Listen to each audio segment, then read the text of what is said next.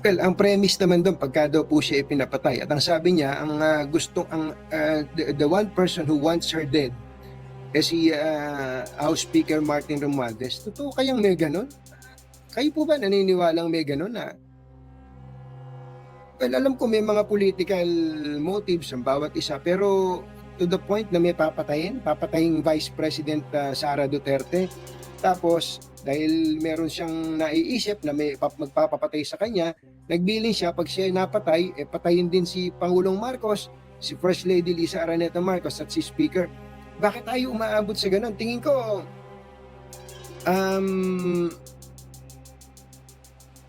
sa bagay, may makikinig kaya si VP Sara sa mga pwedeng magpayo sa kanya, no? Ano ba pwedeng ipayo sa kanya? Ma'am, pwede hinay-hinay. Pero kung may magpayo siguro sa kanya na maghinay-hinay siya sa kanyang pagsasalita, baka magalit no? Mahirap din sa totoo lang, nakakatakot po siya ngayon, ano? Nakakatakot po, ano? Medyo sa totoo lang, nakakatakot po yung mga binibitawang salita. At ang napapansin natin, unlike her father, si Pangulong Duterte kasi kayang-kaya niyang mag-joke, kaya niyang magbigay ng salita, babawiin ganun. Kumbaga kabisado natin si Pangulong Duterte. Si VP Sara kasi baka hindi pa niya naaabot yung ganung klase ng karisma, no? Karisma ni Pangulong Rodrigo Duterte. Ang napansin ko kay VP Sara, medyo pikon. Medyo pikon, ano po, mga kababayan?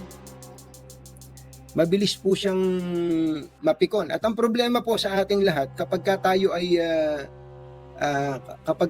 pikon, may mga nasasabi tayong hindi magaganda. Halimbawa lang, yung pagka tayo ay napipikon, I'm sure, kahit na mabait kang tao, mapagmumura ka di ba? Pero yung merong patayin, nagbilin para patayin, ano ba sabi ng Malacanang dyan? Sige nga, statement po ang Malacanang tungkol dyan sa sinabi ni VP Sara Duterte, no? Ito po yung sinabi ng Malacanang dyan. Acting on the Vice President, ito po yung message, acting on the Vice President's clear and unequivocal statement bilang pagtugon sa maliwanag at diretsahan na pahayag ni Vice Presidente that she had contracted an assassin, na meron na siyang kinausap na isang assassin, mamamatay tao, to kill the President if an alleged plot against her succeeds. Kung ang isang tangka o plano na patayin siya ay magtagumpay, the Executive Secretary has referred this active threat. Ang punong tagapagpaganap, si E.S. Bersamin po ang tinutukoy, ay ipinasa ang active threat o ito pong aktibong banta to the Presidential Security Command for immediate proper action. So inendorso na daw po ni E.S. Bersamin sa Presidential Security Command ang bantang ito, active threat para sa immediate proper action. Any threat to the life of the President must always be taken seriously, more so that this threat has been publicly revealed in clear and certain terms. Lalo pa nga daw po, at ito ay inihayag sa publiko sa mga maliliwanag na mga pangungusap. Galing po yan sa Presidential Communications Office at may utos na raw po si Executive Secretary Lucas Bersamin. Ano po, mga kababayan? Nasaan po ba si VP Sara ngayon? Si VP Sara po ay nasa ospital at sinasamahan po niya sa St. Luke's Hospital. Ito pong si Attorney Zulaika Lopez. Siguro po doon sa mga, parang kayong lahat alam nyo na po yung background nito no? Nagyayaya na daw po ng rally kasi ng EDSA. Ito si Attorney Harry Roque. Puro EDSA naman. Puro kayo EDSA. Traffic na nga si EDSA. Anyway, nag-umpisa po ito sa desisyon po ng Kongreso noong, kung di ako nagkakamali, ay Wednesday, na i-contempt ito pong si Attorney Zulaika Lopez na Chief of Staff ni Vice President Sara Duterte. Nung po siya ay ikinontempt, of course, alam niyo ikinukontempt, ikinukulong po yan, meron pong detention facility ang house.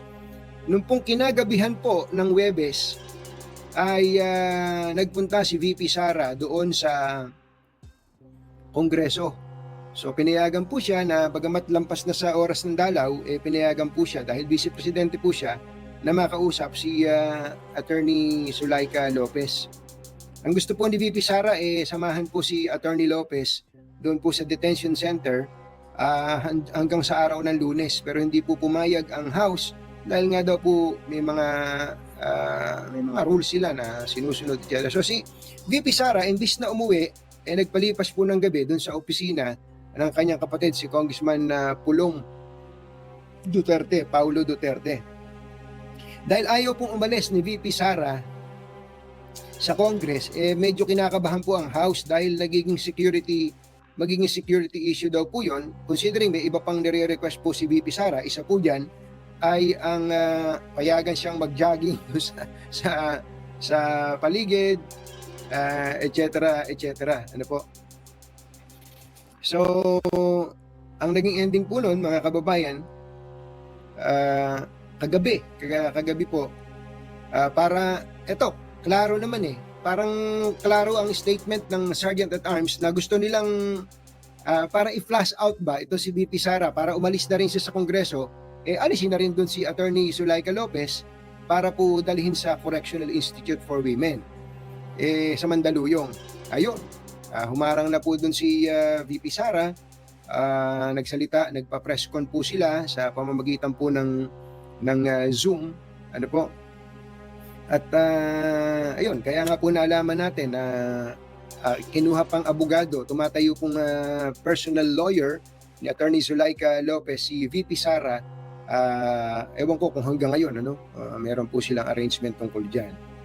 So apparently dahil sa panic attack, dinala po sa sa Veterans Memorial Medical Center si Attorney Zulaika Lopez, sinamahan po siya ni VP Sara. At later on at 5 o'clock in the morning kanina, dinala po naman siya sa St. Luke's Medical Center. Pero the order of the House stands na pagkagaling daw po sa St. Luke's ay dadalhin po sa Correctional Institute for Women. Ito pong si VP Sara, mga kababayan. Hindi pala si VP Sara, si Attorney Zulaika. Pero dahil ayaw ngang humiwalay sa kanya ni VP Sara, parang ang dating tuloy nun you and me against the world, si VP Sara at saka si Attorney Zulaika. Ako naiintindihan ko yung point ni VP Sara Ayan po, kita nyo, ayaw bumitiw nitong si Attorney Zulaika kay VP Sara. Matagal na siguro silang magkasama, matagal na po silang magkasama. Baka po ayaw ni VP Sara na kumbaga madamay yung kanyang mga tao, especially ito pong kanyang kaibigan, doon po sa problema niya. Pero kung babalikan po natin, kaya naman po nadamay yung mga iba-ibang mga tao, kaya nadamay yung mga iba-ibang tao, mga tauhan po nila, those people who are working for the Vice President, sapagkat ayaw talagang humarap ni VP Sara sa Kongreso.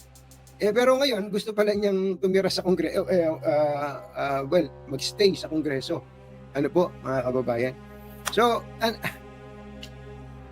how is it gonna end? Yun po ang ating inihintay. How is it gonna end? Sana po ay maging maganda pa rin ang ending nito. Ang kwan lang natin dito, mga kababayan, sa totoo lang, ang ikinalulungkot natin ang higit dito sa pangyayari po na to, mga institutions po ito Ito, sasabihin ko sa inyo yung diretso Ang kagandahan po na ating nalalaman, ang paggastos ng confidential and intelligence fund, nagkakaroon tuloy tayo ngayon ng ideya kung papaano hindi lang sa OVP, pati sa iba pang mga government agencies na may confidential fund, kung papaano po nila pinaglalaruan ang pondo ng bayan. Yung pong tanong na dapat bang busisiin ang paggamit ng confidential fund, palagay ko hindi lang sa opisina ni VP Sara. pati na yung iba pang mga government agencies na may confidential fund, it's high time to set a specific system and, well, siguro mga protocols para po hindi naman nilulustay ang pondo ng bayan. I'm talking only about the confidential and intelligence fund. Kasi kita-kita natin kung gaanong binalahura po ito eh. Kaya lang, ang problema po lang, sa totoo lang, kaya po medyo sensitive po itong issue na to dahil meron na pong hidwaan ang House of Representative Leadership at saka si VP Sara. Pero alam nyo, kung hindi si VP Sara to, say another government agency, matutuwa pa rin ako eh. Dahil nakikita natin kung paano, di ba, kung paano nilalapastangan ng pera mo. Pera mo po yun, kabayan. Pera mo yun. Pera natin yun eh. Ginaganon lang nila. O ito, kalimutan natin si VP Sara. Kalimutan natin si VP Sara. Sa totoo lang po, nakakagalit naman talaga na nakita natin, iwini-withdraw ang daan-daang milyong piso mula sa Land Bank, tapos hindi natin alam kung paano yung ginagastos, kung kani-kaninong acknowledgement receipt lang ang inilalagay doon. Happy ka ba doon, kabayan?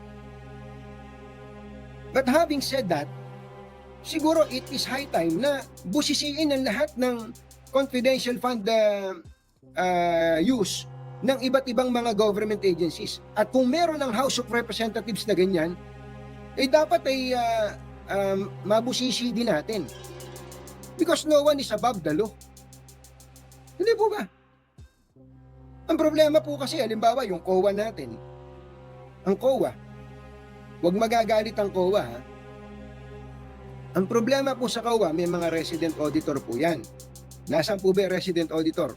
Kaya nga tinawag na resident auditor nung isang ehensya. Maniniwala kayo, again, huwag kayong magtatampo, meron na pong itong mga napatunayan in the past na yung COA mismo ay kasabwat ng mga government agencies. Kasabwat ng government agencies sa misuse of funds. Kaya, hindi po pwedeng iasa sa COA eh. Bagamat dapat ang presumption natin may regularity sa pagtatrabaho po nila. So, yes, nabuksan ni VP Sara, pero this should not stop with OVP. Dapat lahat ng may confidential funds, daan-daang milyon, bilyon piso, ginagastos lang po nila sa ganyan. Mga kababayan, nakikita niyo po ba yung sitwasyon? Kaya lang, ang problema kay VP Sara, sa totoo lang, ako kampi pa nga ako sa kanya sa una, kaya lang, dapat medyo nirerendahan niya yung kanyang sarili sa pagsasalita. Para sabihin niyang naiisip niya, pinupugutan niya yung mga, those words should not come from the mouth of a sitting vice president, the number 2 top official of the land. Hindi po bagay yun eh. Diba? Yung mga ganon, salita ng kanyon eh, salita ng napipikon eh, no? Salita ng napipikon. Kaya walang mangyayari sa bayan natin. Ang tanong, ako ba ay naniniwala na garapal ang katiwalian sa pamahalaan sa ilalim ng kasalukuyang administrasyon? I-quote niyo po ako dito. Ako ay naniniwala na garapal ang katiwalian sa pamahalaan sa ilalim ni Pangulong Bongbong Marcos ngayon. Sasabihin ko po sa inyo yan. Garapal. Kaya, kung meron man pong dapat na umaksyon dito, dapat si Pangulong Bongbong Marcos. Si Pangulong Bongbong Marcos should act immediately. Ngayon na. Dapat magsalita si Pangulong Bongbong Marcos tungkol sa mga porsyento ng mga congressman pati ng mga senador sa mga government projects. Pagka hindi nagsalita si Pangulong Bongbong Marcos Jr. dito, gusto kong sabihin, kinukonsinti niya ang katiwalian sa pamahalaan. Pero ngayon po, garapal po ang katiwalian sa pamahalaan. Garapal ang katiwalian sa pamahalaan. And if the President does not lift a finger, ibig sabihin, kinukonsinti niya ang katiwalian sa pamahalaan. Yan po yung sinasabi natin. Minessage ko po sila dyan tungkol dyan. Sabi ko, kung hindi, ako po, kahit paano, nakakapag-message ako sa ibang mga nasa inner circle. Grabe po ang katiwalian sa mga government projects ngayon. I-quote nyo po ako dyan kung gusto nyo i-quote ako. Sa totoo po, ito hamon sa Pangulo. Hamon sa Pangulo, dapat gawin niya. Pero that does not give the Vice President the license to do what she wants to do. Yung mga pinagsasasabi niya na to, ugali ba ng nasa katinuan yan? Ugali ba? Hindi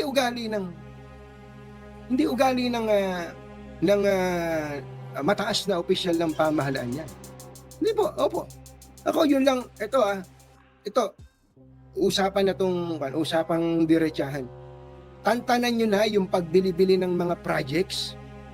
Panahon pa ni, alam ni Pangulong Duterte to, panahon pa niya. Yung mga kongresista, binibenta nyo yung mga projects. At nagpatuloy ito ngayon. Pagka hindi po nilubayan yan, ito pong mga bili-bili ng project na yan, maniwala kayo, we are going to the dogs. May problema ba ang administrasyon? Meron. May problema ba si speaker? Meron. Pero that does not insulate Vice President Sara Duterte sa mga kamalian. Yung mga ang problema kasi sa kanya, merong sasagutin lang eh. Kung meron bang katiwalian, kung wala, ba't ka matatakot humarap doon? Ikaw nga yung nakakaalam kung merong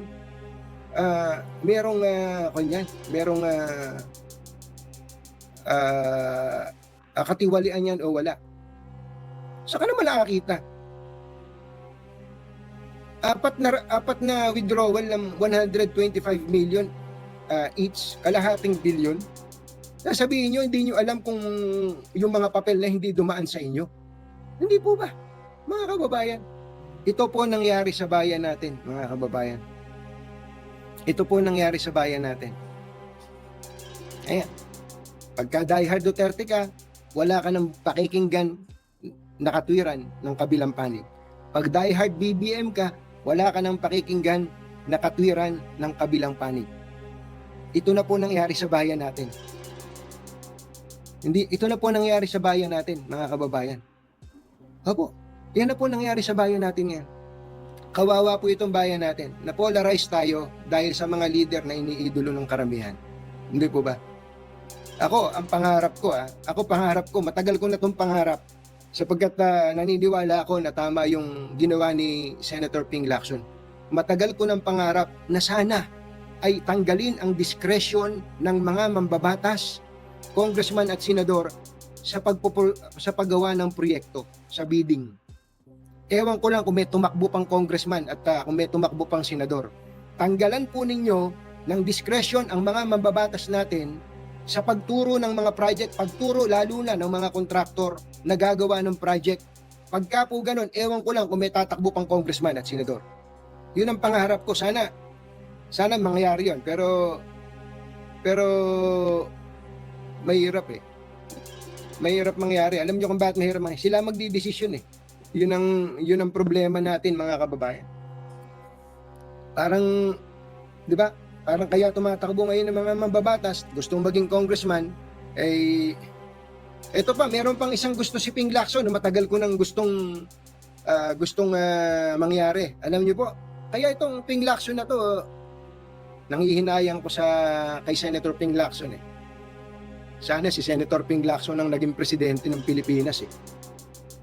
Alam niyo po yung isa pa niya sinasabi, sabi niya, pagka ikaw ay pumasok sa gobyerno, pag ikaw ay government official, whether you are appointed or elected, dapat waived ang iyong karapatan sa bank secrecy law. Dapat pwedeng halongkatin ng gobyerno na nag-iimbestiga ang iyong bank accounts. Pagka ikaw ay isang tao na pumasok sa gobyerno, ulitin ko ang gusto ni Senator Ping Lacson, all government officials, elected man o kaya appointed, dapat walang bank secrecy law. Kung gusto po nating matigil itong katiwalian sa pamahalaan, kung gusto nilang matigil ang katiwalian sa pamahalaan, ano po yung dalawa lang muna at marami pa namang iba. Ano pong una, tanggalan ng discretion ang mga mambabatas sa pagpili ng mga projects at lalo na sa pagpili po ng mga kontraktor. Hindi nila trabaho yon.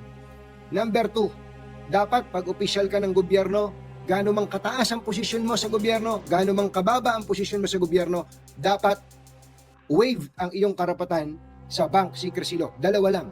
I support that. 100%. Opo. Dalawa na yan. Major po yan, mga kababayan. Mabubusit ka eh. Ang problema ngayon, contractor mismo, congressman eh. Oo.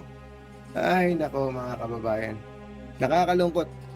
Ang pinaka nakakalungkot po dito, sa totoo lang, yung nag-aaway-away tayo dahil sa mga politiko. Nag-aaway-away tayo dahil sa mga tinamaan ng magaling na yan. Natuto lang tayo mag-computer. Kung mag-akusa tayo sa kapwa natin, ganun na lang. Hindi ba? Pero ako, sana dumating ang araw na mangyari yun. Ang totoo, gusto kong ma-discourage ang mga politiko na magpolitiko eh. Gusto kong ma-discourage ang mga congressman na tumakbo. Gusto kong ma-discourage ang mga senador na tumakbong senador. Opo, mga kababayan. Anyway, baka madamay pa tayo dito sa kantang ito, no? You and me against the world. Sometimes it feels like you and me against the world. Yeah.